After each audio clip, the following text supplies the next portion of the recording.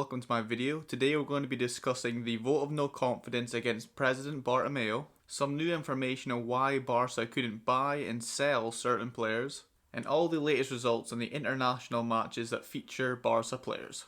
But we'll first kick it off with a vote of no confidence, and it has now officially reached the 16,500 votes it does need to enter the club into a referendum. So what happens next is President Bartomeu will have up to 20 days to call a referendum vote. Once we have a date, all the Barcelona official members will vote, and then we will need at least 2/3 of the 154,000 voters, which will be just over 100,000.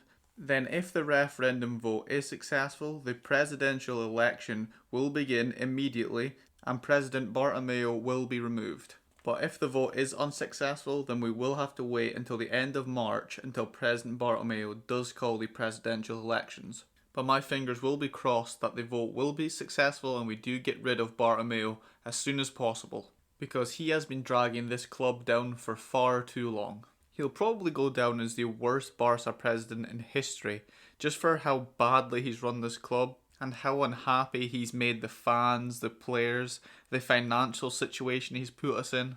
Because Barca has announced over the past couple of days that we are in 488 million euros of debt, but more than half of that is due to implications caused by COVID-19. So you can't blame him for that, but he still managed to get us in 217 million euros worth of debt as of June 2019. And he's supposed to be someone who specialises in the financial side of business. Yeah, what a joke that is. You just need to look at Messi's interview where he says that President Bartomeu has no direction and no future plan, and he just patches things up as he goes. So once more, remove President Bartomeu as soon as possible. But moving on now to some of the summer transfers that could have come to fruition if it wasn't for these reasons that we are going to discuss. So like we know, Barca did have personal terms secured with Memphis Depay a long time ago, 9th of September to be specific. But the reason he didn't become a Barcelona player isn't because Barca and Leon couldn't get a deal over the line. It's because La Liga rejected the move because of financial fair play. And that doesn't make a whole lot of sense to me, because we did manage to sell Rakitic, Vidal, Suarez and Rafinha, and we also loaned out quite a few players. And the agreed upon deal for Depay was only 5 million euros plus 10 million in variables. And with the players Barca has sold and loaned out, we've managed to save on player wages around 80 million a year. So based on that fact, I'm not quite sure how Barca were breaching financial fair play rules. But nevertheless, Barca will be making another attempt to sign both Memphis Depay and Eric Garcia in January, which is less than 3 months away. And Eric Garcia was so desperate to come to Barcelona, he even offered to lower his wages to try and sweeten the deal to move to Barca. But Barca did reply to Garcia by saying that that won't be required, because we'll now be saving money on the transfer fee if we get him in January, or we'll get him for free in June. But now moving on to Ousmane Dembele, and his loan move to Manchester United was all but set, and it was only because he rejected Barca's offer to extend his contract by 1 year is the only reason he didn't go to Manchester. And it was on the deadline day that these negotiations were taking place, and Barca weren't too happy about sending Dembele out on loan, but they would reconsider if he did extend his contract by 1 year. And the reason they wanted to do that is because if he went to Manchester, he would come back in June 2021 to Barca, and he would only then have 1 year left in his contract. And that's not a position you want to be in as a club, having a 24-year-old only having 1 year remaining in his contract. Because he's worth a serious amount of money and you don't want to run the risk of him potentially going for free in June 2022. And just to add to this a little more, Dembele has already expressed that he would like to go to Juventus. And if it does stay that way, then Barca will have to sell him in either January or June. So we'll just have to wait and see on this one. But it might be sooner rather than later, because over the next 2 weeks, Barca are going to be negotiating contracts with the players. But it won't specifically be to extend contracts, it will be to reduce player wages. And this is once more because of the financial situation because of COVID-19. And the club simply just can't take in the sort of money that they were used to, because fans can't come to the games, for instance. I'm not quite sure how much they're trying to reduce wages by, but it's not only going to be the first team players, it's also going to be the B team, the staff, the basketball team, the female football team, anything under the umbrella of the Barcelona badge. But we'll have to wait and see over the next 2 weeks how much the wages are reduced by, if they are reduced at all.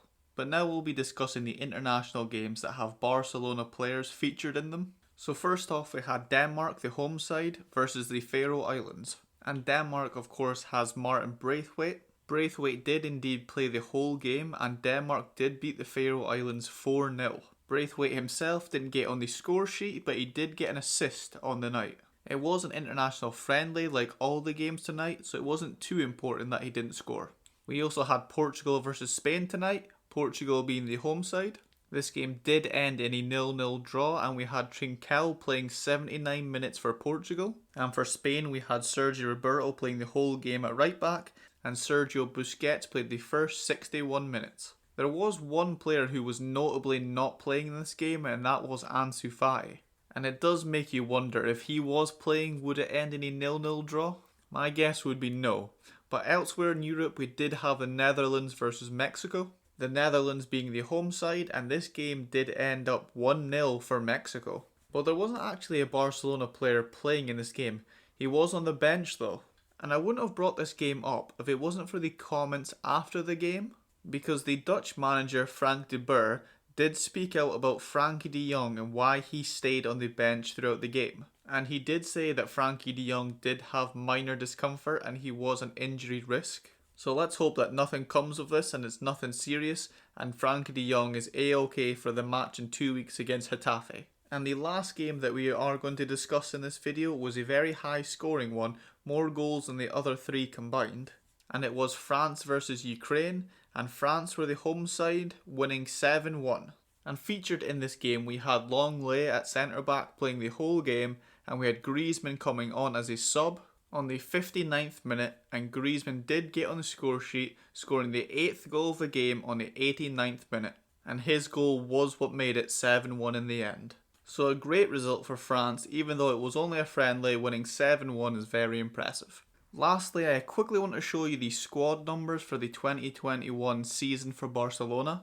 I won't mention all the players, I'll only mention the new players and the players who have changed numbers. And first off, we have Serginho Dest inheriting the number 2, taking that from Semedo, and iconically we've had Dani Alves as the number 2. We have Araujo as our number 4, only recently named as a first team player. We have Alenya getting the number 6, iconically Xavi's old number. We have Griezmann at number 7, getting it from Coutinho. It was in Griezmann's contract that he would get the number 7, that's the only reason that Coutinho had to give it up.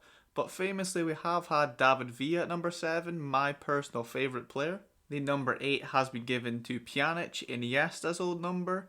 We do have Martin Braithwaite has inherited Suarez's old number 9. Ricky Puig has been named as our number 12, and he has also just been named as a first team player, and I am happy that he got number 12 because that is my favourite number. Coutinho has swapped the number 7 for 14. Pedri and Trincão have been given 16 and 17. And last but not least, we have Ansu Fati has been given the number 22. But that is now everything from me. I want to thank each and every person for watching my videos. Let me know what you thought of the video in the comments. So thank you very much, and bye.